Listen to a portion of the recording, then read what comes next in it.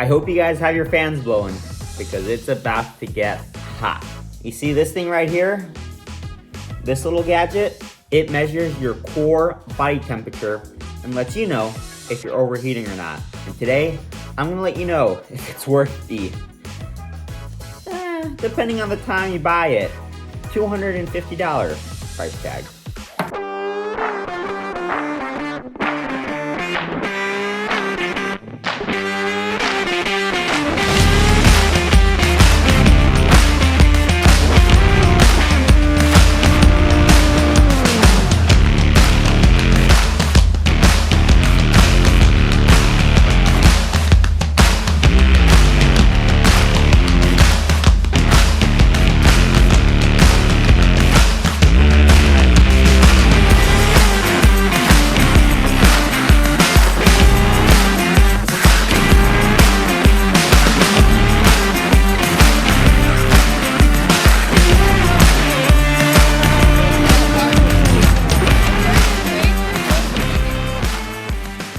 Welcome back everyone to the channel. I have a little bit of a different video for you all today. We're not going to be doing the normal training montage. Instead of that, we're going to be doing a product review. A review more specifically of the core body temperature sensor. I picked this up, I believe 2-3 months ago. I used it in the last few weeks leading up to Ironman Florida, and I did race with it at Ironman Florida. So I do have some data, some experience using this new, or it's not new, it's new to me, new body temperature sensor. And yeah, today I'm gonna let you know all about it. I got some questions sent to me on my Instagram when I posted about this asking, Parker, should I get it? Do you think it's worth it? And today I'm gonna tell you all about it. Now, before I do, I should probably give a quick disclaimer. I'm not sponsored by Koru. Not at all. Maybe one day.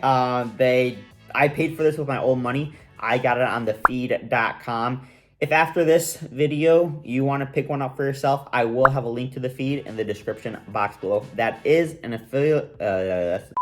affiliate link, and I would truly appreciate it if you could use it. It doesn't cost anything extra to you, and it helps me out a bit. But yeah, Koru didn't send this to me. They didn't ask me to make a video. I paid $250, I think, or $227. It was on sale when I picked this up. And if you do want to help support me out in other ways besides purchasing stuff at the feed, you can hit that subscribe button so you don't miss out on more YouTube videos. I got some training montages coming your way, so you're definitely not going to want to miss out on those. And some more product reviews as well. I think I might do some reviews on some recovery tools that I love using. If you guys want to see that, drop a comment in the description box below. But today we are just focusing on this core body temperature sensor, so let's get to it. So when you first get the core body temperature sensor in your mail, it comes in a nice little white box. I'll put up a video of me unboxing it, and in that box comes a few things, not just the sensor. So this thing right here is the actual sensor, this stuff that does all the measuring, so obviously it comes with that. And it also comes with this little clip that attaches to any heart rate monitor. I use it on my Garmin HRM Pro Plus, but I do believe it is compatible with any heart rate strap that has a strap. And now you don't only need a strap, or you can use this without a strap as well. It comes with, I think, armbands that you can use as well. But honestly, if you're paying $225 for a core body temperature sensor, I assume that you already have a heart rate strap. And I can't really think of a scenario when you would want to use this and not a heart rate monitor. And plus the pain, even though it wasn't hard to put on a heart rate strap, yeah, I just think you know, keep having to switch it from a heart rate strap to the little armband, it would just kind of be a hassle. So what I would recommend is just put it on your main heart rate strap. If you do have more than one, I have a few heart rate monitors, but I use this one for all my key sessions. So that's what I attached the core body temperature sensor to. Now, along with the sensor and the straps and this little clip right here, it also comes with a charger. You probably don't have this charger laying around, so you're definitely going to want to keep a hold of it.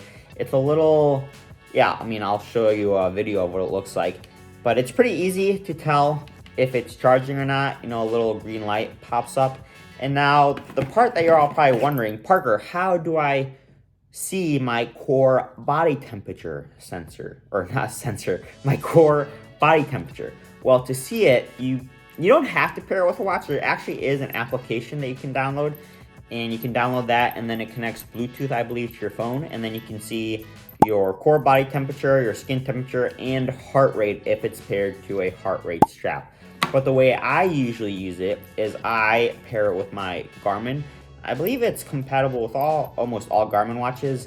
I don't believe it is compatible with bike computers, however, which I'm a little confused as to why not. I was not able to get the Connect IQ data field to show up on my bike computer, which I was a little bit disappointed about because I really wanted to use it while I was biking. And I could check it on my watch when I was biking, but I can't really see my watch too well when biking. Mom, you want to join in this review of a core body temperature sensor? No, just kidding. This is not a review for you. Mm-hmm. You could use this. My mom's she's somewhat of an athlete, but I don't think that she's the kind of athlete that goes out and spends $250 on a core body temperature. But as I was saying, yeah, bike computers. I wish this was compatible with bike computers, or if there is a way to see it, let me know in the comments down below. I was not able to find it because the bike is kind of the biggest part of when I want to see it, because if you get to the run, you're not checking your core body temperature, there's a very big likelihood that you're already overheating, which is a part I will get to soon. But as I was saying, yeah, you download the Connect IQ data field on your Garmin watch. You can also add it as a widget, which I actually have right here. You can see core, and then if you connect it, you can click into it, and then it's searching, and that's the ID of it, whatever. But yeah, it connects right there. And I also think you can add it as a data field on your watch face. I haven't done that yet, but that's another option. Right, so after you get it all hooked up and connected to your watch, you get the data field. I'll show you what it looks like. You can see right there, I have the data field set to core body temperature. And when it is connected to it, obviously it shows what your core body temperature. And is it accurate or not? I think so. I'm not taking my temperature when I'm on the bike with something you put on your mouth or in different places. I think the Norwegians may use that. But yeah, I assume it's pretty accurate. The one issue I have had though, and this is honestly my biggest complaint about it, I have not been able to get it to work in a sauna. I'm not sure why. I talked to my friend Jameson, who actually told me about this core body temperature, and he had very similar experiences. Whenever he goes into the sauna, he said it doesn't work for him either. And so that was my biggest complaint with this, because I wanted to use this for heat training. And I don't know about you, but I do most of my heat training in the sauna. And if I don't know what my core body temperature is, well, then that kind of ruins the whole point of it, right? I mean, I want to know that I'm getting my core temperature up to the minimum threshold for my body to be adapting to the heat.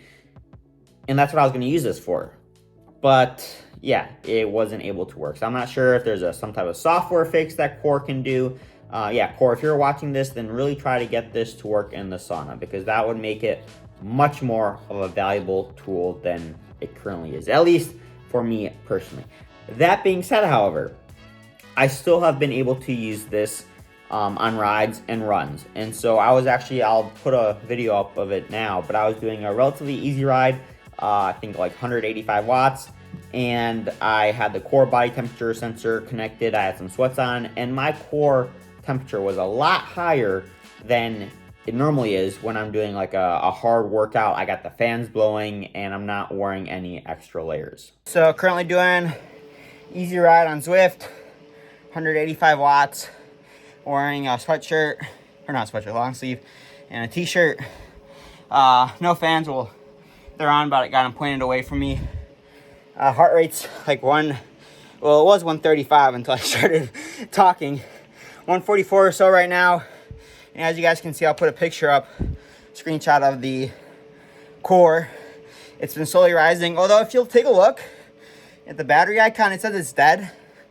not sure what's going on with that, but obviously it's not taking temperature. And yeah, it's pretty cool. Hit around like a 101.5, I think, and during Ironman sessions, I was at like 101. And that was at obviously a much higher intensity, but that was with all the fans on, yeah, and not closed. So definitely think this could be useful for heat training. If they can get it to work in a sauna, that'd be pretty cool too. So if it doesn't work in the sauna, you may be asking yourself, Parker, how did you use this, or did you use it leading up to your race, Ironman Florida? And the answer to that is yes, I did use it, although it didn't impact my race at all, to be honest. I'll leave it at that. I used it, and I did find that when I was at Ironman intensities on the bike or the run, my core would hit around 100.8 to 101 degrees Fahrenheit. And I believe that when I was talking to Jameson, I wish that Core came up with some type of user guide, that shows you what temperatures you have to hit for you to be heat training. I did some research. I looked online, and there was like a protocol you could go through to find your heat threshold, I believe, which is very similar to, or it's pretty much the exact same test you would do for a VO2 or a lactate test. It's just a ramp test, and once you hit your FTP or whatever, once you hit your lactate threshold, then you just kind of look at what your core body temperature is, and that's kind of your heat threshold. Now, I did not have this at my most recent VO2 test, so I can't tell you exactly what my threshold temperature is. But when I was talking to Jameson, I believe he said anything above 102 degrees Fahrenheit would be heat training. And so, yeah, when I was training, I tried to keep my heart. Actually, I didn't even really try. I was just collecting data in the training. And what I noticed was when I was at Ironman intensities, my core was around 101. And so my thinking was, if my core is at 101 at Ironman intensities, then come race day, I don't want my core to get above 101. Otherwise, I'll probably, or at least my thinking was, if I'm above 101, then my core is higher than it should be at Ironman intensities, and I gotta dial it down a bit. So now let's move on to Ironman Florida and how I used it during the race. And well, as I mentioned, I wasn't able to use it on the bike. I wasn't checking my watch to see what my core body temperature, and since it didn't connect to my Garmin bike computer, I wasn't able to look at it actually, I do remember. I did try to look at it on my watch, but it wouldn't connect. That was the issue. And so I'm not sure if it's because of the swim, whatever it was. So I did try to check my watch to see what my core was on the bike, but for some reason it wasn't connecting. I'm not sure if that's a watch problem, if that's a core problem, what type of problem it was, but it didn't work. It did, however, start to connect on the run. And right off the bat, I looked at my core and it said 102 at the start of the run. And so I really didn't know what to think, because if you haven't checked out my Ironman Florida video, you should definitely check it out. But I'll kind of spoil it for you. I had a great run until mile 13, 14, 15, and then the wheels fell off. But I don't think that was necessarily because my core body temperature got too high. I think it's because I stopped fueling after mile 10, 11, 12, and then I just imploded and I bonked really hard. Because starting the run, I was running 635s, and even though my heart rate, or even though my core was at 102, 102.3, I think, my heart rate was still between 150 and 155. And so if I fueled right, I truly believed I could have run a full Ironman run at around, maybe not 630 pace, I would have fallen off a little bit, but I think I could have averaged around 640 to 650 at a core body temperature of 102. And I was talking to Jameson, his core body temperature was sky high, and he still managed, I think he averaged around 640 pace, and he says he doesn't try to get his core above around that 101 to 101.5. So honestly, I don't know how much, value I would put into it, because at the end of the day, you don't win an Ironman by having the lowest heart rate, the lowest core body temperature. You win an Ironman by going the fastest. And so I think I could see this being a valuable tool if you are trying to get heat adapted and you're trying to work on heat training, you know. So I will be using this leading up to Kona for heat specific sessions where I'm trying to get heat adapted. I'll be monitoring this and making sure that I'm honestly getting my core body temperature high enough. And I would like to use this in a sauna or the steam room, but right now I can't. So I'll just be using this on bike rides and stuff like that without any fans on, making sure I have enough layers on, whatever it may be. You know, if I have to put a space heater, making sure that my core body temperature is hitting the minimum threshold. It's honestly like any type of workout. You know, if you're doing VO2 intervals, you want to make sure that your heart rate to power is high enough so you're getting the accurate physiological response, or the one that you're going after. If you're doing VO2 intervals and your heart rate's, 20 beats below what it needs to be, you're not going to get that VO2 stimulus. So I will be using this leading up to Kona. I will race with it, but honestly, I'm not gonna really look at it. I'll race with it just so I can get the data and look at it afterwards. But yeah, like I mentioned, you don't win. I'm not gonna win Kona by having, a 99 degree core body temperature. That's not gonna help me. It will help me, I think, in heat prep. But yeah, I really hope that they get this sauna thing figured out. I don't know why it doesn't work in the sauna. And even the sauna I go to currently, it doesn't get that hot. It's like at 160, 165. And most saunas are usually like 180, 190. So I definitely think that there needs to be some work done on this. But if they do figure this out, I think that this could be a very valuable tool for, getting in heat training, heat adaptation. But yeah, there's some work to be done on this, but definitely interesting. I may do a follow-up video if I can get this to work in the sauna and share some of my thoughts and results, I guess, from the sauna. I was really hoping to get you guys some footage from inside the sauna using this thing and showing you a core temperature like 103 degrees. But yeah, wasn't able to. Maybe next time. If you guys have any other questions concerning the core body temperature, any of the gear I showed off in today's review, let me know in the comments down below. I'll do my best to answer them. And as I mentioned, check out the feed. Use that link. It helps me out a bit. It costs nothing extra to you. And lastly, I want to thank the sponsor of this video. I still don't have one. So if you do want to sponsor me, I greatly appreciate it. Do you guys have a core body temperature sensor? Do you use it? What are your thoughts?